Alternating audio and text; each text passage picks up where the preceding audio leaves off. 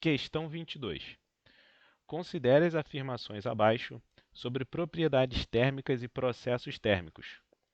Então vamos aqui um por um. Ó. Então, a afirmação 1 diz o seguinte: a energia interna de um gás ideal depende apenas da temperatura e do número de partículas do gás. Essa afirmativa, para a gente adiantar, ela é verdadeira. Aqui, ó. Em um gás ideal, a energia interna está diretamente relacionada com a energia cinética média das moléculas, que por sua vez depende exclusivamente da temperatura.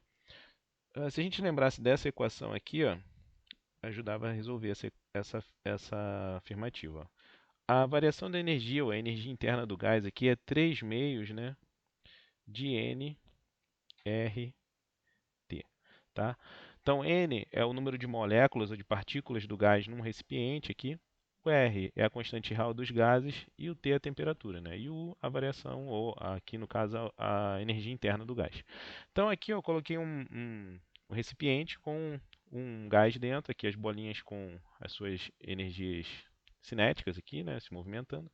Então, se eu coloquei uma quantidade de gás dentro desse recipiente, então eu tenho um mol aqui, uma quantidade de mols deles, né, que é a quantidade de moléculas, né.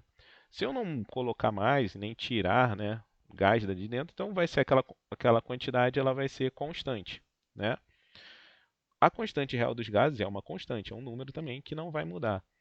A única coisa que vai ficar, pode ser mudado aqui, né, nesse recipiente, é a temperatura, né? É o que eu posso variar. Então, como é uma equação aqui do primeiro grau, né, a gente varia diretamente aqui a temperatura, ela está variando diretamente com a energia, né, interna do gás, que é o U.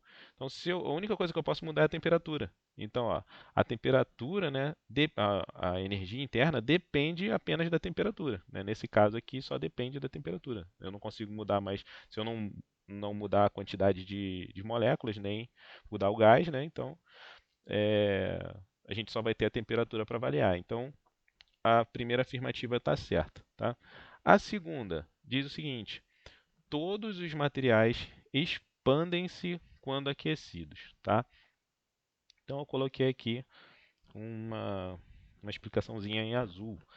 2. Embora muitos materiais se expandam quando aquecidos devido à dilatação térmica, existem exceções. Por exemplo, a água entre 0 graus e 4 graus Celsius se contrai ao ser aquecida devido às suas propriedades anômalas. Né? Então, de 0 a 4, quando a temperatura está aumentando, a água, ao invés de expandir, né, ela se contrai. Né? Então, aqui é falso. Né?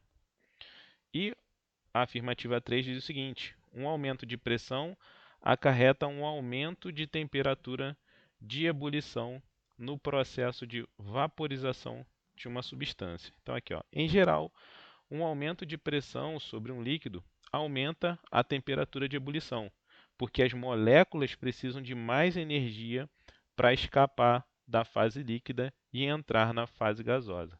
Então, aqui, ó, a afirmativa 3 ela é verdadeira também. Né? Então, a gente tem como resposta aqui para a questão 22, a 1 e a 3 são verdadeiras, então a resposta aqui para 22 é a letra C.